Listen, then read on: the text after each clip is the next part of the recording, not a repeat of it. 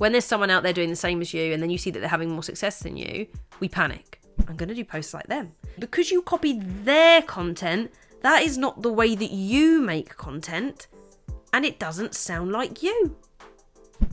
We have got to find a way to speak to people in different ways that is saying something different to what has been said before. Hello and welcome to the Big Vision Business Owners podcast. This is the place for business owners that have a message that they want to share with the world. And we'll be talking on this podcast about how to get seen online, how to raise your visibility and actually get your message out there so that you can have that impact on the world. We are all about creating a true connection with your audience, building a community around your podcast, what you do, that feeds into your business, that can lead to growth, leads, and more sales. And finally, we're all about changing the world, changing the way the world thinks by helping you to share your message so you can have that impact, leave that lasting legacy, and be part of greater change in the future. And I'm your host, Chantel Dyson, who's here to do it with you along the way. I'll be sharing my expertise and experiences with being a big vision business owner, with being able to create content online the clever way, which means not having to spend hours on your phone. And together, we'll be looking at how we can raise your profile online to get your message seen and heard. And with that, let's get on with today's episode.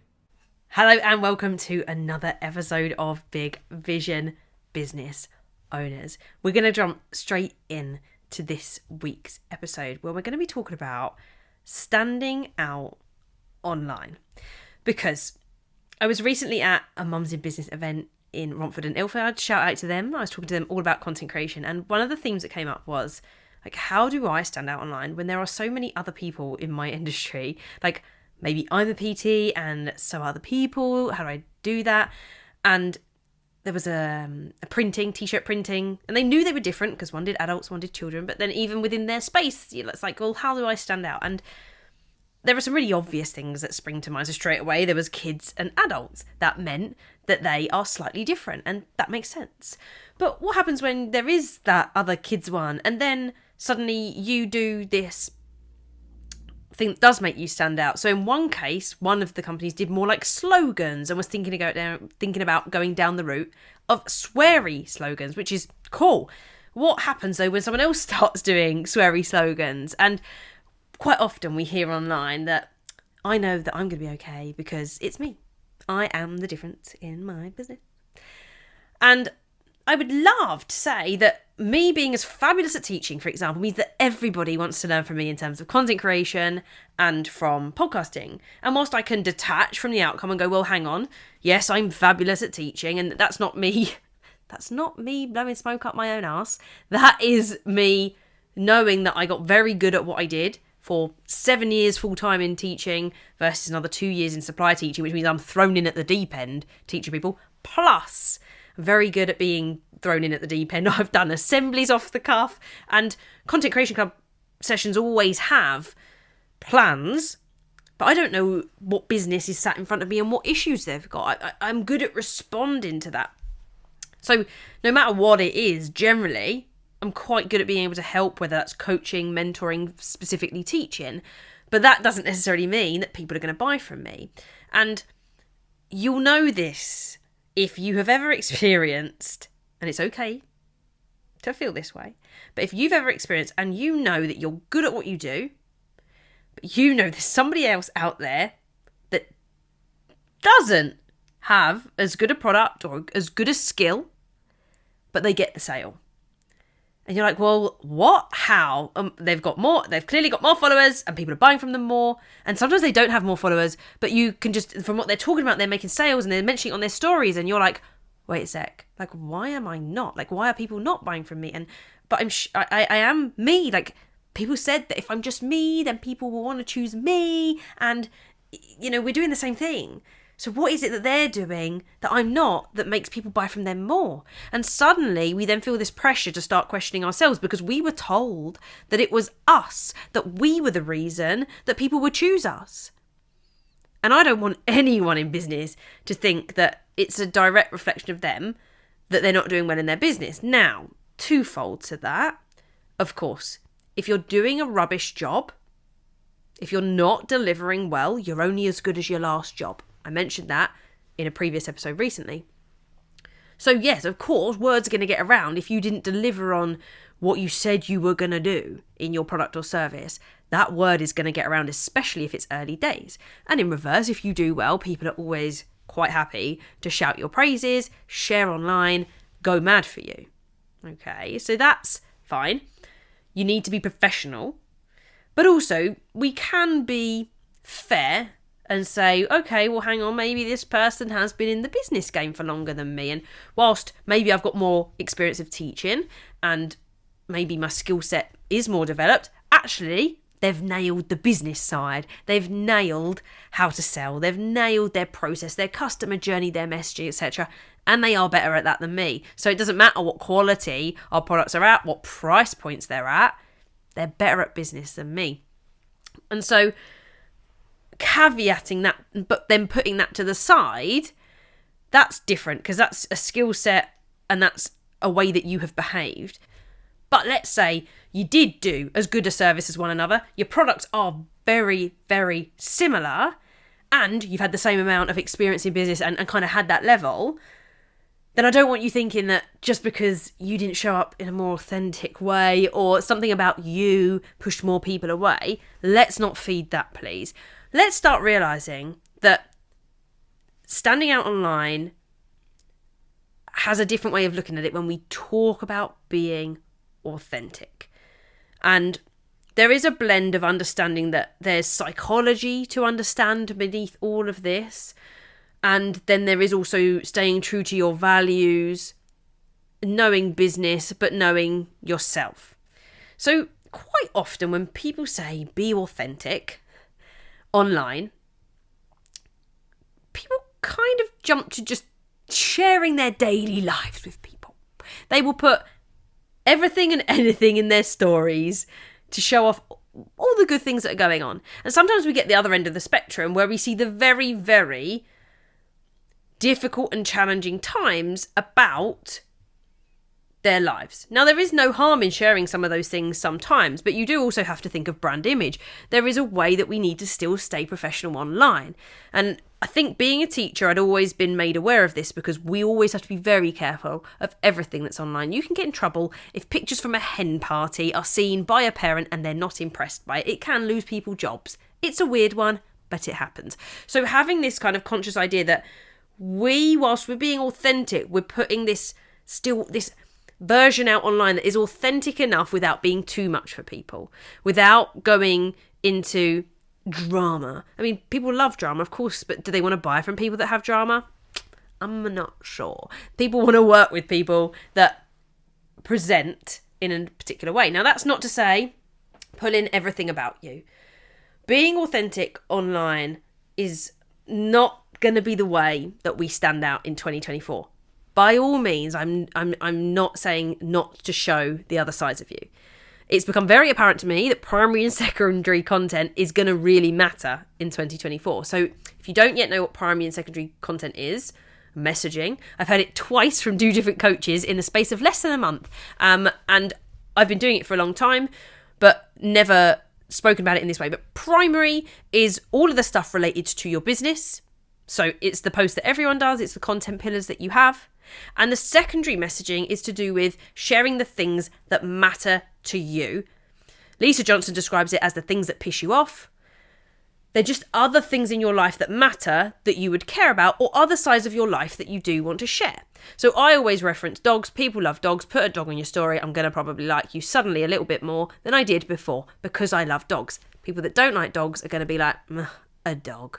And putting people off of you is just as important as letting the people that want to eventually love you all the way through.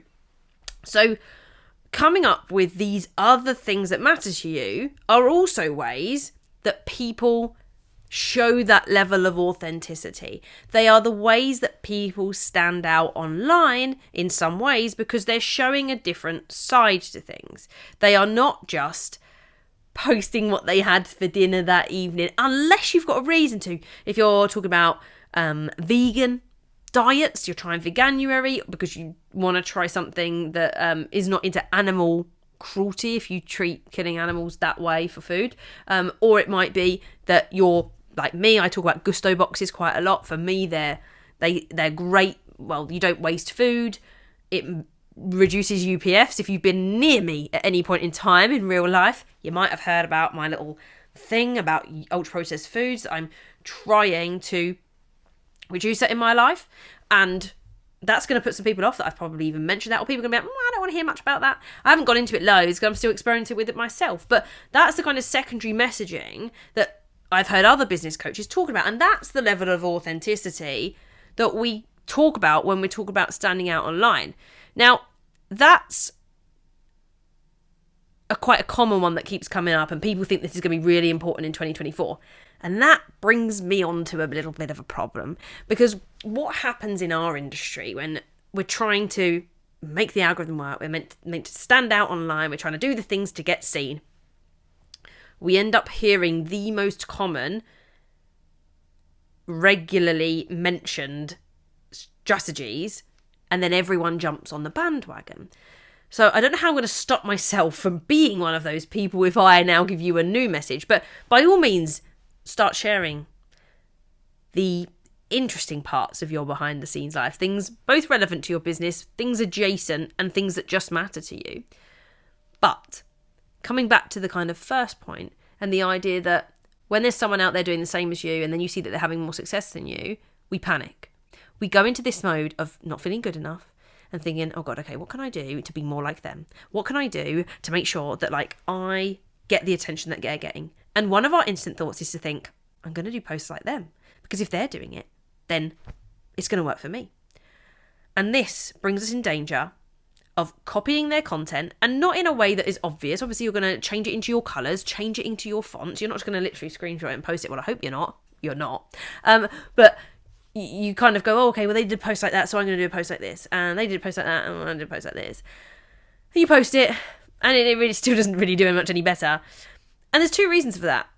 And that's because it's something I call the copycat syndrome or copycat method, which is where you've looked at someone else's, you've thought it'd be a good idea, and you've copied it. And that can go wrong because either you have copied their content and so did so many other people, and now you're blending in some way. And secondly, because you copied their content, that is not the way that you make content, and it doesn't sound like you. You're like, but it worked for them. Yeah, but that's not you. And the thing about content, and why I don't tend to talk about specific strategies per se, in that this will definitely work for you, because everything that I ever do with content is an experiment. We're going out there and we're seeing what happens, and we're following behaviours. So if you want to stand out with your content, we need to go into your content to see what made you stand out online before the most, what got the most attention, what got the most engagement, what got shared the most, saved the most, etc. Let's see if there's a couple of things that resonated or if there's any common themes between those. And let's roll with that. And let's double down into that. So then it's authentically aligned with the things that you were talking about anyway, that you thought were working for your business, that you wanted to talk about, you were happy to make content on. And then we're bringing in the psychology of the audience's behaviour to go, and that's what they love. And that's the bit that got their attention. And that's the bit that I need to double down on. That's the bit that's going to help me stand out online. And you ditch the stuff that wasn't serving you. You ditch the stuff that wasn't really getting you attention and wasn't making you stand out. Now, Brandon Lucero, if you've ever heard of him, wonderful guy on messaging, he uses this, and I very much believe in what he says, and I will share it with you, and I'll promote exactly what he says because I totally believe it. And it comes back to the copycat method. How-to content is dead. You might have seen this on a few people's posts. He's been saying it for ages. And that's because we're all blurring into the same thing. How many times do we need to know how to lose weight, to do a certain thing, to heal our inner child? We don't want to know how to. I could Google that. I could find a YouTube video for that. The how-to content industry, which was popular a number of years ago, is gone. You're not going to get attention online by doing a how-to. Now, if you want to do a how-to one in every 10, 15, 20 posts, that's fine. But if you thought that your educational post, the third post probably that you were going to do every day for a while, was going to be how-to, incorrect answer. We have got to find a way, and Brandon Lucero speaks about this, to speak to people in different ways that is saying something different to what has been said before, but still allows people to learn something, to find something new to do, to realise something that they didn't know before. That is as educational and possibly more impactful than telling them how to do something. Because telling them how to do something is a list of instructions. It doesn't allow them to have any aha moments. It doesn't allow them to have any feelings. It's something they might save for later. That's about as good as a how-to piece of content is useful for. And it's all of these things that we need to think about if we're going to stand out online in 2024. And I am dedicated to it.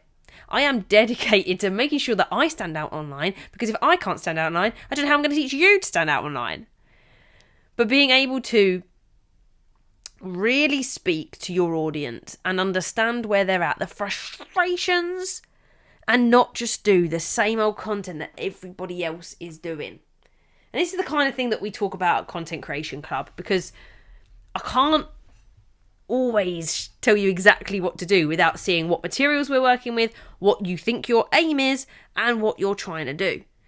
And one of the things that I notice the most whenever I'm at Content Creation Club, talking at sessions, other people's networking groups, is the apprehension to really stick with one thing that you're going to do, or one that you're going to stick with. And it's really hard for me too, right? Because I love content creation, but I know all of the coaches have told me, all of the people tell me, go in on one thing and get good at it, get known at it, which is why we're at podcasting. That's why we're at podcasting, guys. That's why we're there. Unfortunately, my passion for content just doesn't go far enough away from me, and people do still come to me for more generic content creation, and that's on content strategies. That's okay, that's fine, but mostly talking about podcasting and things adjacent to that at the very least. That's the big offer that's out there right now. The way that you can work with me, Podcaster Prospects, is available, so that's fine. But when I speak to other people, they are apprehensive to lean into that. They are apprehensive to commit themselves to something. And I know what it's like, because when I was doing Single Life Confidence, which is much less tangible than starting a podcast, like, it'd be great to go back and think what I would do now that I really focused on messaging and being very specific. What would I do differently now if I was going to go back and revive Chantel the coach? We are worried about putting people off. I even started the podcast with it's for women in their 20s and 30s, and it suddenly became 20s, 30s and 40s, because I realised that my audience was wider than that. And it shocked me, because I wasn't really talking to the 40-year-olds. That wasn't who it was for. I made a mistake there. And even when I was talking to the 20 and 30-year-olds, I attracted 40-year-olds. And it wasn't a problem. People asked the question, what were the sort of age group? It actually turned out that most people were just my age or a little bit older. They were the late 20s, early 30s group. That's what didn't surprise me. That's who I was. And I was thinking of myself. So that came as no surprise. But there was a fear in me that, oh God, like, I've got 40-year-olds listening, I should probably make sure that they feel included. And it came back to, it's really difficult as well when you're dealing with women and relationships. I predominantly spoke from a heterosexual point of view, and I'm a PSHE teacher, right? We're thinking about being inclusive and making sure that people's beliefs, identities are respected and included. But from a marketing perspective, inclusivity is very difficult to make sure you include. And I was really conflicted about, but if I don't talk about relationships with women with other women, then I'm kind of putting them off, and then I'm not being inclusive, and I'm really conflicted about that.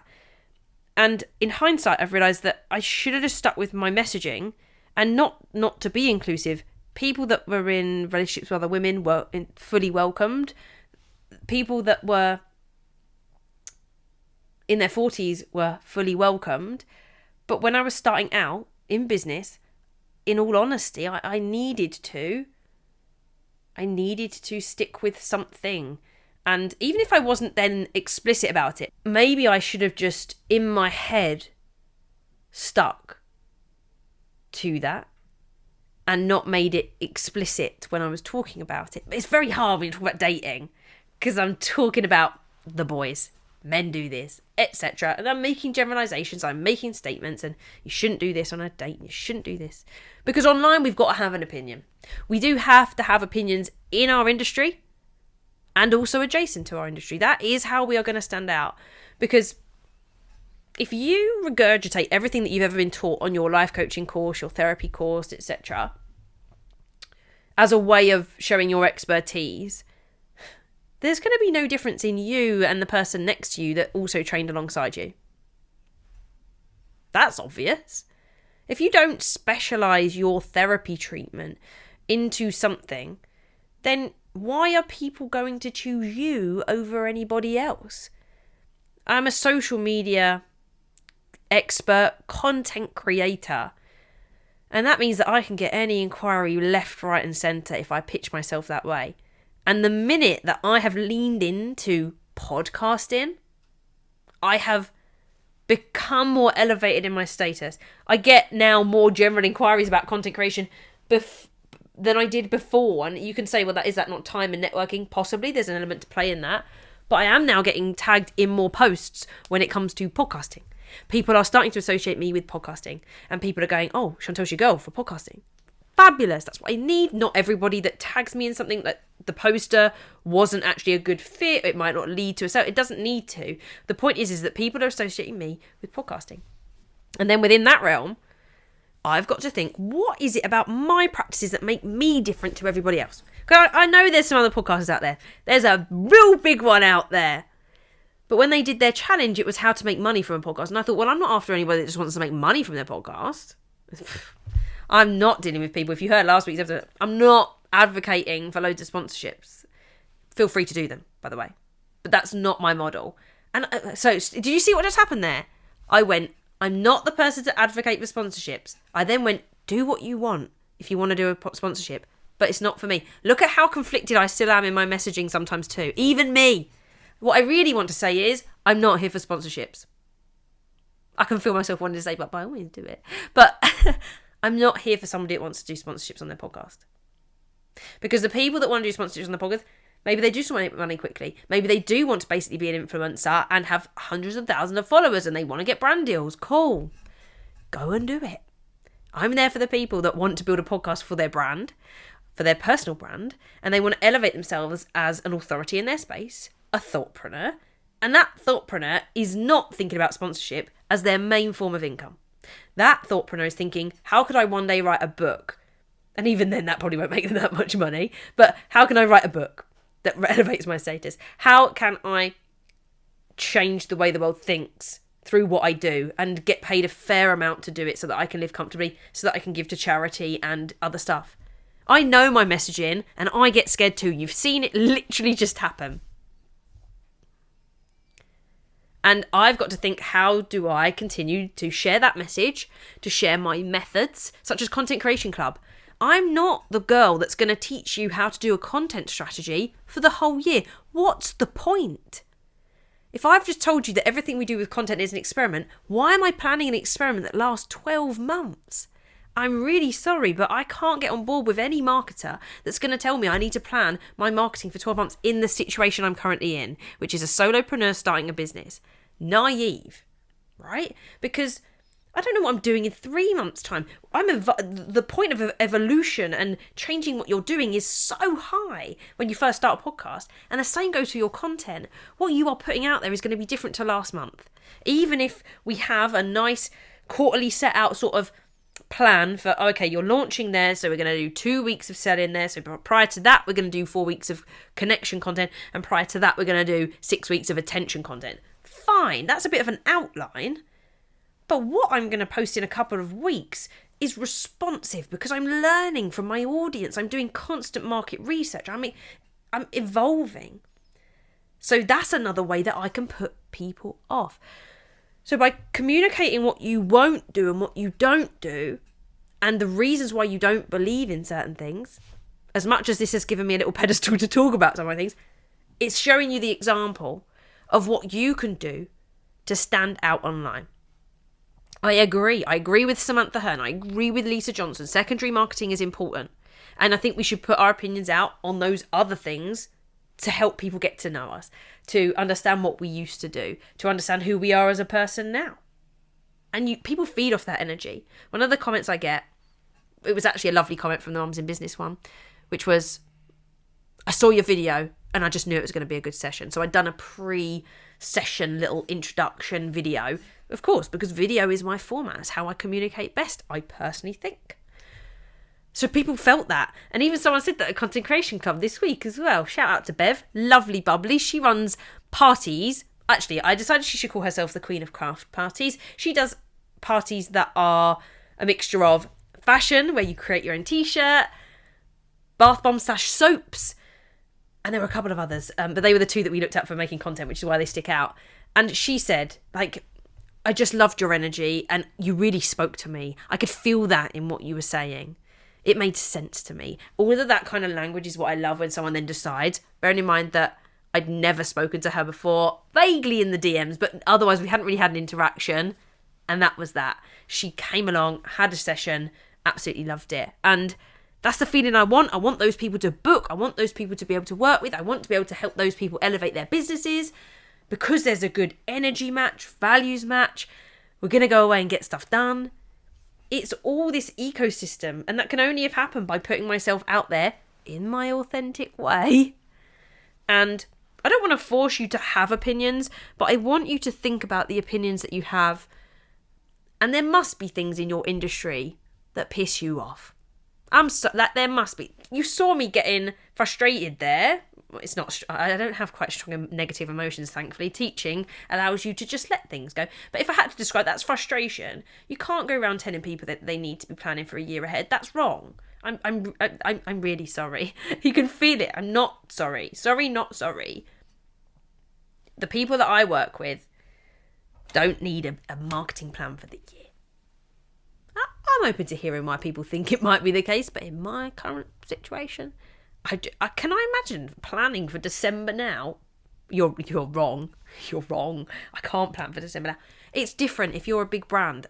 You have to plan months in advance because they have product launches. They literally need to know what's going out where. They need to book billboards. They need to book adverts. Different. But as someone that's in the online space, building it up yourself where you're learning how to do it, we're being responsive, we're testing, we're constantly trialing. That's why I believe that. So when you are thinking about how to stand out online this year, think about leaning into you. Remembering you don't need to change who you are to attract the right people, but that you do need to think about what makes you different. And it's not just you. It's like how you present you. Just you being you isn't going to make people buy any differently. How can you communicate those different versions of you that get attention online, that connect with people online, that therefore lead to more sales online? That's what we're trying to do when we say show people that secondary messaging, be more authentic. And no, copying other people's content isn't going to get you there. Now, every now and then I will copy someone's caption structure. I'll be like, oh, that's laid out quite nicely. I like that. But I take the whole thing and put my own words in it. And there's a sort of system to learning. But if I do that with everything and I take it from one person, well, people are going to clock that within seconds. I always worry when I do the same structure as someone else and that person likes it. I'm like, did you know that I took your structure? Did you know that I made it look a little bit like one of your posts from before? It's fine to experiment. Just don't take someone's entire strategy and make it your own, or worse still, copy theirs because they're in the same industry and they're copying the same things as you. No. Make it your own at the very least, even if it is how-to content. So that's how to stand out. Make sure you put your opinions out there in a fair way, but a way that does put people off as much as it is also going to attract people in, and get people to think the way that you, if they understand. Hopefully a number of you have listened to this and thought, yeah, I mean, that is silly, isn't it, to think, why would I need to think about October, November, December now, where I don't really know. I don't have big launches, and yes, okay, I know I'm going to launch 4 times in the year, but how I market it then can't possibly be decided because I don't know how launch 1's gone. So some of you are going to think, yep, she's right. Some of you are going to think, I just don't think that's right. I think you need an entire plan. And we probably won't work together. And that's okay. Or you might come to Content Creation Club and want to have a discussion with me about that. And that's cool too. Because I'm always open to hearing. That doesn't mean I'm going to change my mind. I'm not going to change your mind. That's cool. It's always an interesting one to talk about opinions, because internally we don't want people to say no to us. We don't want people not to like us. But we have to. To have a successful business, we have to realise that we aren't for everyone, and doubling down, going all in on the people that we are for is going to get us the better results. Go into one thing, share it with people, and find your people that match your energy, match your beliefs, and fit in with your systems. Until next time, everybody, keep changing the way the world thinks, one podcast at a time.